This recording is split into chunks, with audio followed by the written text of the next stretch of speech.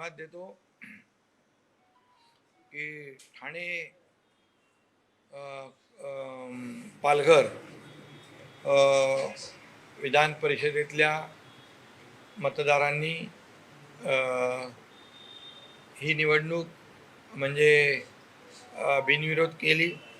उमेदवारांना सगळ्या धन्यवाद देतो की या ठिकाणी ठाण्याची निवडणूक बिनविरोध झाली आणि ठाण्यात विजयाचं फाटक बिनविरोध उघडलं।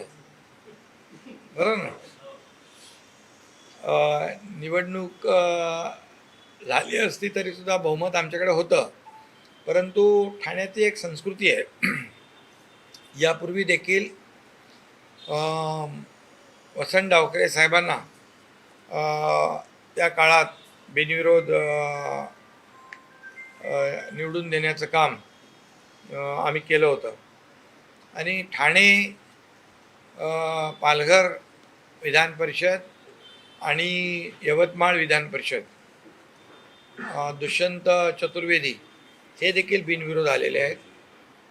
शिवसेनेचे 2 बिनविरोध आले, भारतीय जनता पक्षाचे 2 बिनविरोध आले आणि राष्ट्रवादी अजितदादा गटाचे देखील 2 बिनविरोध आले, म्हणजे 6 बिनविरोध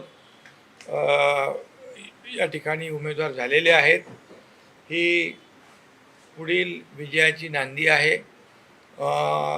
जळगाव आणि नाशिक देखील चर्चेअंती बिनविरोध म्हणजे आता एकमेकाला पाठिंबा, जवळपास तेही दोन्ही बिनविरोध होऊ शकतात।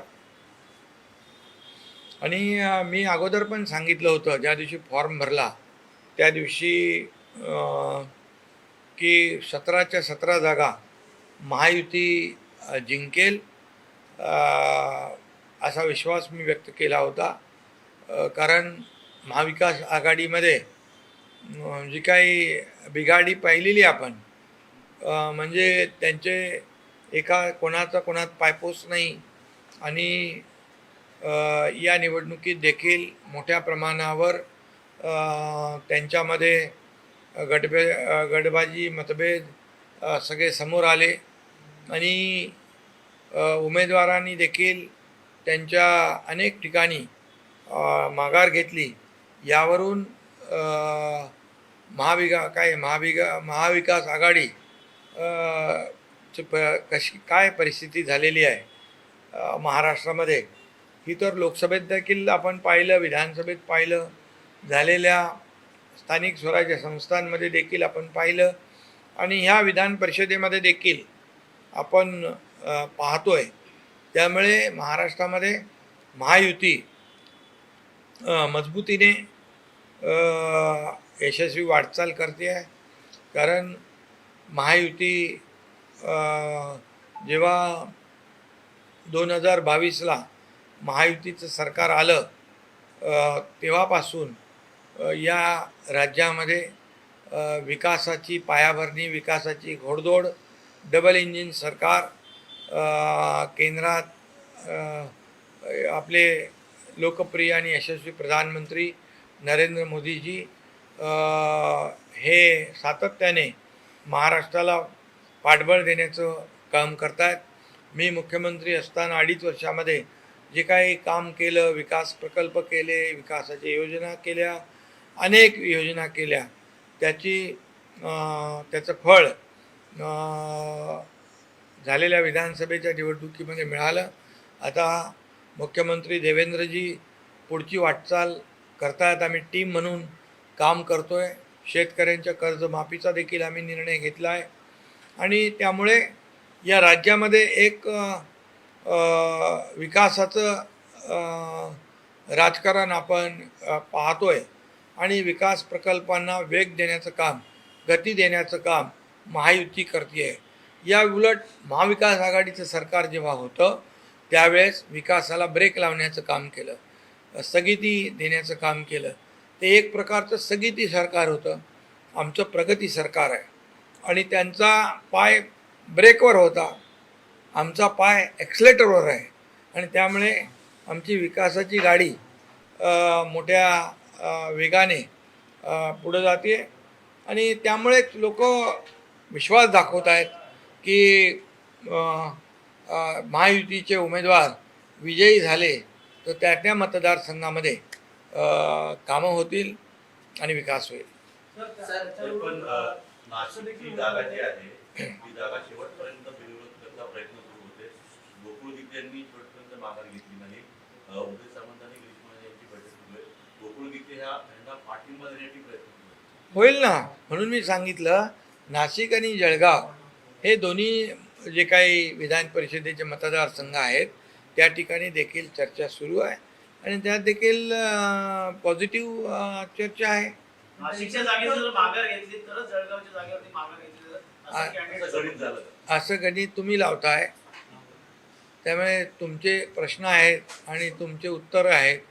तुमचे प्रश्न, तुमचे उत्तरं, तुमचे सूत्र सगळं तुमचंच आहे. त्यामुळे असं काही नाही. महायुती मजबूतीने पुढे जाते आहे. महायुतीचे 17च्या 17 उमेदवार निवडून आणण्याचं काम आम्ही करणार आहोत.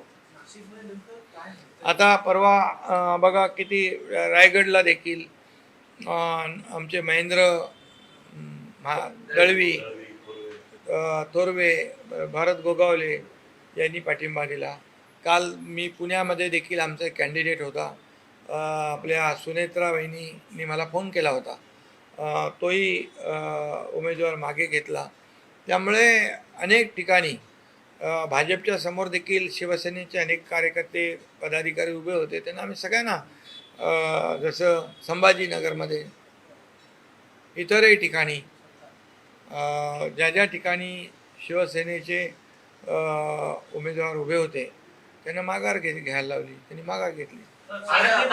महाविकास आघाडीमध्ये कुठेतरी बिघाडी दिसून येते, कारण उमेदवारांनी अर्ज मागे घेतल्यानंतर आम्हाला विश्वासात घेतलं नाही असं काँग्रेस आणि उभाटाचं म्हणणं आहे. त्यामुळे कुठेतरी बिघाडी ही समोर येताना पाहिजे. बाळ देखील दिला गेला. बाळ मागणी तर थेट आरोप केलेत की मला उद्धव ठाकरेंशी बोलायला पण दिलं नाही आणि विनयपासून आरोप केले असले मी आधीपासून आरएसएसचाच कार्यकर्ता आहे असं म्हणून आपण त्यांच्यावर. अरे त्यांच्यामध्ये मी मगाशीच म्हणालो की महाविकास आघाडीमध्ये कुणाचा पायपोस कुणात नाही आणि महाबिघाडी काय ते त्यांची आघाडी जी आहे हे आघाडीमध्ये अशा प्रकारे जे पण पाहिलं या निवडणुकांमध्ये की कोणी कुठे उमेदवारी भरली, कुणाला कोणाचा पत्ता नाही, कोणी कुठून माघार घेतली ते कुणाला माहीत नाही. आणि या सगळ्या गोष्टी ज्या आपण पाहिल्यात, मी त्याच्यावर जास्ती काय भाष्य करू इच्छित नाही. आणि मी महायुतीचे उमेदवार 17 पूर्ण विजयी होतील हे या ठिकाणी विश्वासाने सांगू इच्छितो.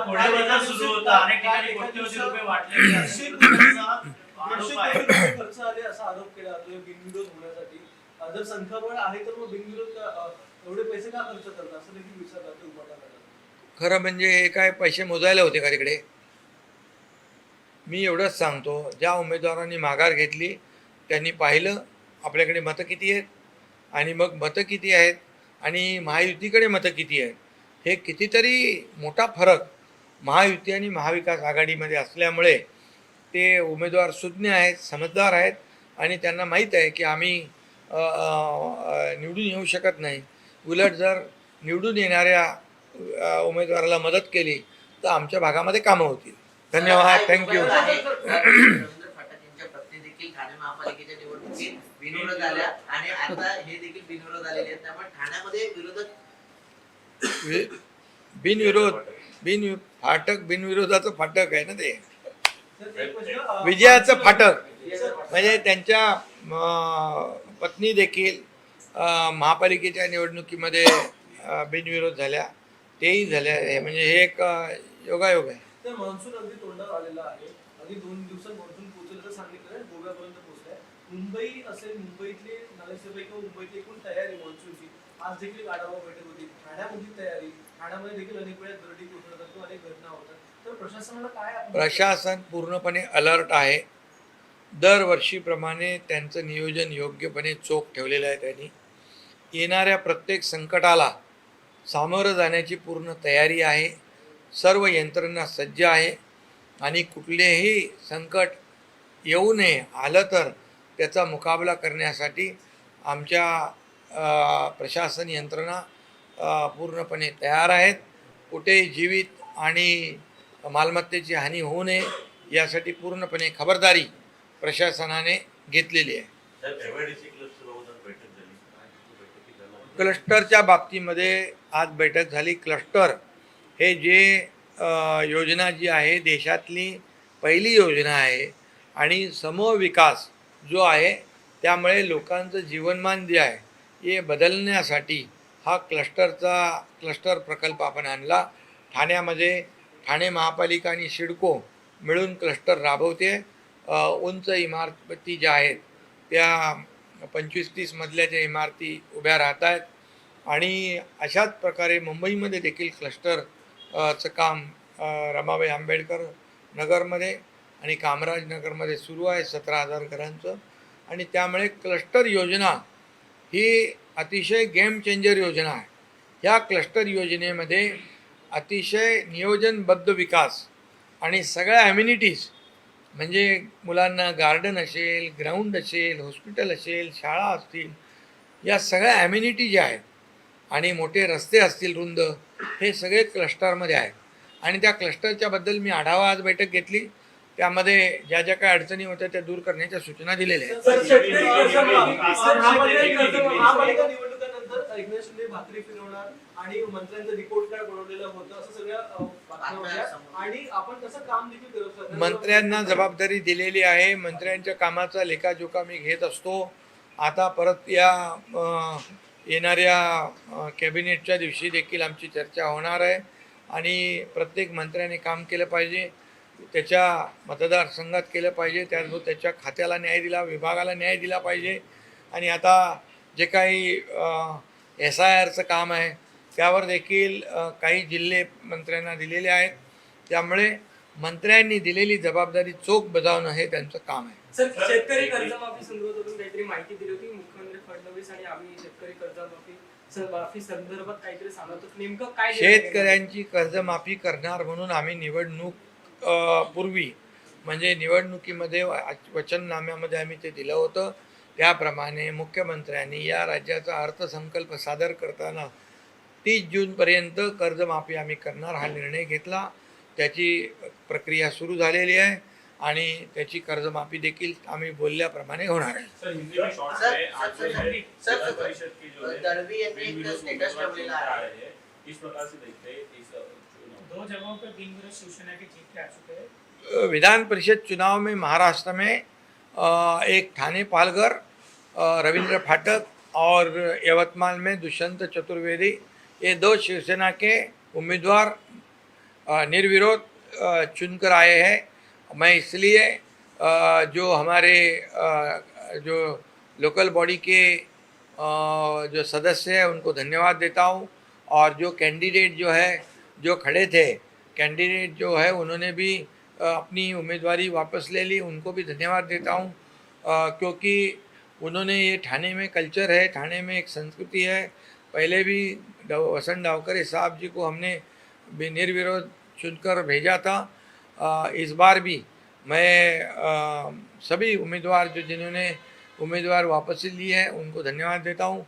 दुष्यंत चतुर्वेदी भी चुनाव में निर्विरोध चुनकर आए हैं, उनका भी अभिनंदन करता हूँ और उनको उनके जो मतदाता हैं उनको भी धन्यवाद देता हूँ. और शिवसेना के 2, भारतीय जनता पार्टी के 2 और राष्ट्रवादी अजीत पवार जी के 2, ऐसे 6 उम्मीदवार निर्विरोध चुनकर आए हैं.